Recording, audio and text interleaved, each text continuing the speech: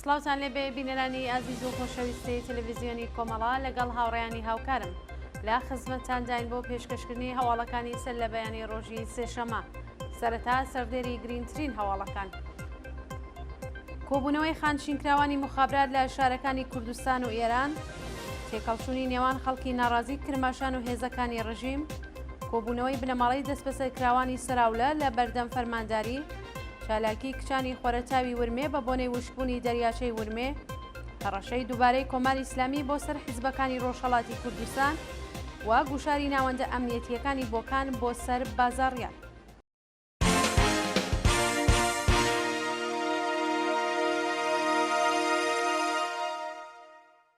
درێژەی هەواڵەکان. کۆبوونەوەی خانشینکراوانی مخابرات لە شارەکانی کوردستان و ئێران.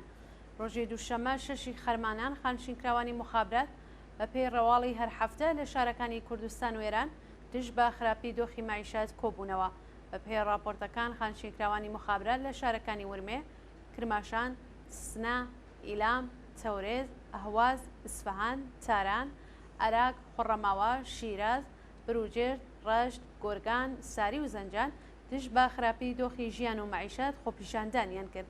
خانشینکراوانی مخابرات خوازیاری چوونەسەرەوەی حەقدەست و مەزایە بەکردەوە دەرهاتنی گەڵاڵەی هاوسانسازی و دابینکردنی بیمەی دەرمانی بوون. تێکەڵچوون نێوان خەڵکی ناڕازی کرماشان و هێزەکانی ڕژیم. شەوی یەکشەمە 5 خەرمانانی ساڵی 1402 هەتاوی خەڵکی ئازادیخوازی کرماشان لە ئاز سەپاندنی کەشوهەوای ئەمنیەتی بەسەر شارەکەدا ناڕەزایەتیان دەربڕی. بەپێی ئەو ڤیددیوانەی بەدەستمان گەشتووە لاوانی شۆڕژگەڕی کرماشان باوتنەوەی دروشم دژ بە حکوومەت ناڕزایەتی خۆیان لە ئاز سەپاندنی کەشوهەوای ئەمنیەتی بەسەر شارەکەدا نیشاندا و لەگەڵ هێزەکانی ڕژیم بەشەڕ هاتن. جێگەی ئاماژەیەکە لە ڕۆژانی ڕابردوودا حکوومەتی جنایەتکاری کۆماری ئیسلامی لەگەڵ نزیکبوونەوە بە ساڵڕۆژی شۆڕشی ژینە هێزە سەرکوتگەرەکانی بۆ شارە گەورەکان گواستوەتەوە و هەوڵی داوە کەشوهەوای ترس بەسەر شارەکاندا زاڵ بکات. کۆبوونەوەی بنەماڵەی دەستبەسەرکراوانی سەراولە لە بەردەم فەرمانداری. ڕۆژی دووشەمە 6 خەرمانان بنەماڵەی دەستبەسەرکراوانی سەراولە لە پارێزگای ئیلام لە بەردەم فەرمانداری کۆبوونەوە خوازیاری ئازادی بەندکراوان بوون.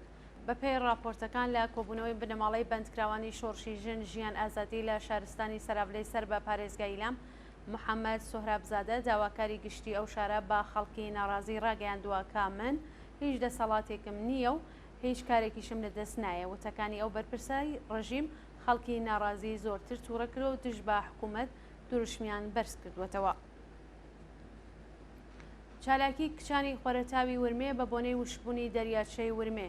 ڕۆژی دووشەمە 6 خەرمانان کۆمەڵێک لە کچانی چالاکوانی ناسراو بە گروپی کچانی خۆرەتاوی ورمێ لە دەروبەری دەریاچە کۆبوونەوە و ناڕزایەتی خۆیان لە ئاز وشکبوون نیشاندا.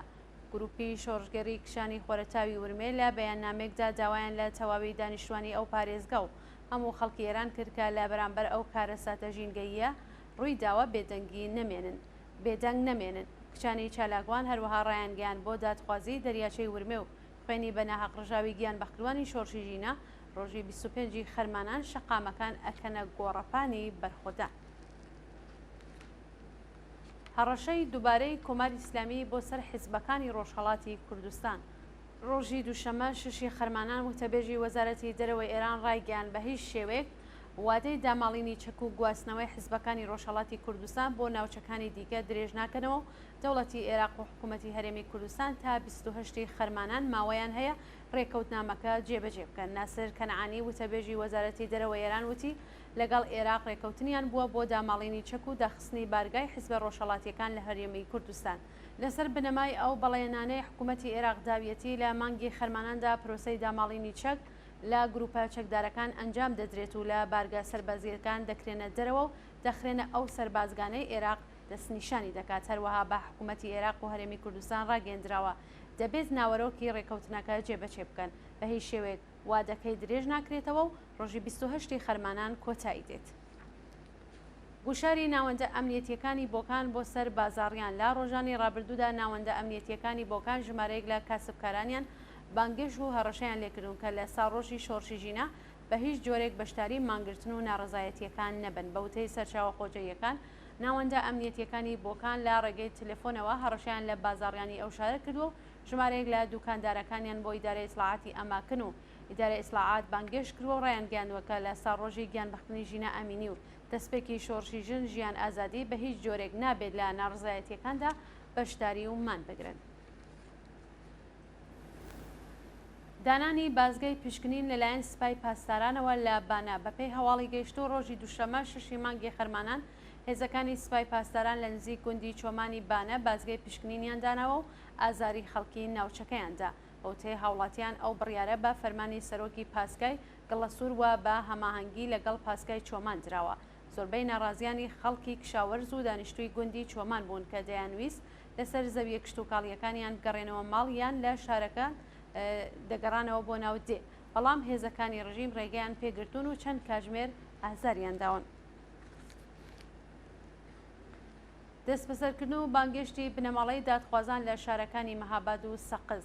ڕۆژی دووشەمە 6 خەرمانان سارۆ مۆستاجر برای ژیلا مۆستاجر ئەندامی ڕێکخراوی هەنگاو لەلایەن هێزەکانی ڕژیمەوە دەست بەسەر کرا و بنەماڵەی هەمیشە زیندوو شۆڕش نیکنام بۆ ئیدارەی ئیسلاحات بانگێشت و هەڕەشیان لێکرا لەگەڵ نزیکبوونەوە بە ساڕۆژی گیانبەخشنی ژینە ئامینی و دەستپێکی شۆڕشی ژن ژیان ئازادی براو هاوژینی هەمیشە زیندوو شۆڕش نیکنام لە شاری مەهاباد بۆ ئیدارەی ئیسلاحات بانگێشت و هەڕەشیان لێکرا کە بە هیچ جۆرێک لا ناڕزایەتیەکاندا بەشداری نەکەن. هەروەها سارۆ مۆستاجر لاوی خەڵکی سەقز و برای ژیلا مۆستاجر ئەندامی دەستەی بەڕێوەبەری ڕێکخراوی مافی مرۆڤی هەنگاو لایەن ناوەندە حکوومەتیەکانەوە ڕفێنرا و هیچ زانیاریەک لەسەر هۆکاری بەندکران و شوێنی ڕاگیرانی لە بەردەستان نییە.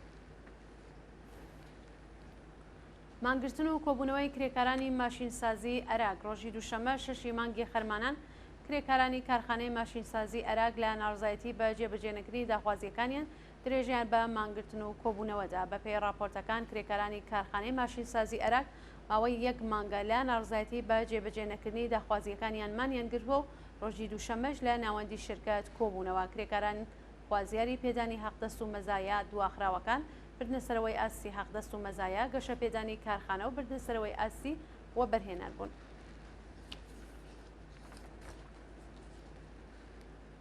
درێژەی ناڕزایەتی کادری دەرمان لە نەخۆشخانەی میلادی تاران. ڕۆژی دووشەمە 6 مانگی خەرمانان پەرستاران و کادری دەرمانی نەخۆشخانەی میلادی تاران بۆ دووهەمین ڕۆژی بەردەوام لە ناڕزایەتی بە دۆخی خراپی پیشەیی کۆبوونەوە خەڵکی نێو نەخۆشخانە پشتیوانیانی لێکرد. پەرستاران و کادری دەرمانی نەخۆشخانەی میلادی تاران خوازیاری گۆڕانی دۆخی پیشەیی بردنەسەرەوەی تەعرفەی پەرستاری و دابینکردنی بیمە و ئەمنیەتی پیشەیی بوون. ڕۆژی دووشەمە خەڵکی نێو نەخۆشخانەی میلادیش پەیوەست بە کۆبوونەوەی کادری دەرمانی بوون و دژ بە حکوومەت دروشمیان بەرز کردەوە. بەشداری بەرینی خەڵکی پارێزگای تەورێز لە پرسە و سەرخۆشی شاخەوانانی گیانبەخ کرد. ڕۆژی دووشەمە 6 خەرمانانی ساڵی 1402 هەتاوی خەڵکی ئازادیخوازی پارێزگای تەورێز بە شێوەیەکی بەرین لە مەراسمی پرسە و سەرخۆشی 11 شاخەوانی گیانبەخکردووی جادەی ئەهەر وەرزەقان بوون. ڕۆژی 3 خەرمانانی 1402 مینەبووسی شاخەوانان و چالاکانی ژینگەی خەڵکی پارێزگای تەورێز لە محوەری ئەهەر بۆ وەرزەقان بە شێوەیەکی گوماناوی کەوتنە نێو دۆڵێک و 11 کەس گیانی لەدەستدا بوو. زۆربەی ئەوانە لەو ڕووداوەدا گیانیان بەخت کرد بوو لە بەندکراوانی دەهەیە 6 بوون کە زیندان و ئەشکەنجەی سەختی کۆماری ئیسلامیان چێشت بوو. دوا هەواڵ بانگێشت و دەست بەسەرکردنی ژمارەیەک لە ناڕازیانی دژ بە وشکبوونی دەریاچەی ورمێ لە ماوەی چەند ڕۆژی ڕابردوودا بە دوای بڵاوکردنەوەی بانگەواز لە تۆڕەکۆمەڵایەتیەکان بۆ ناڕزایەتی دەربڕین سەبارەت بە وشکبوونی دەریاچەی ورمێ ژمارەیەک هاوڵاتی لەلایەن ناوەندە ئەمنیەتیەکانەوە لە شارە جیاجیەکان بانگێشیان دەست بەسەر کراون.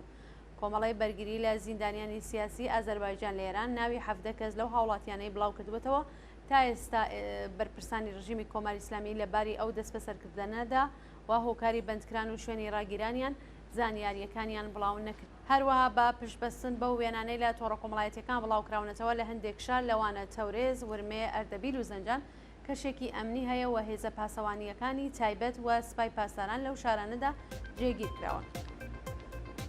هەواڵەکان پێشکەشکرا هەر شاد بشن.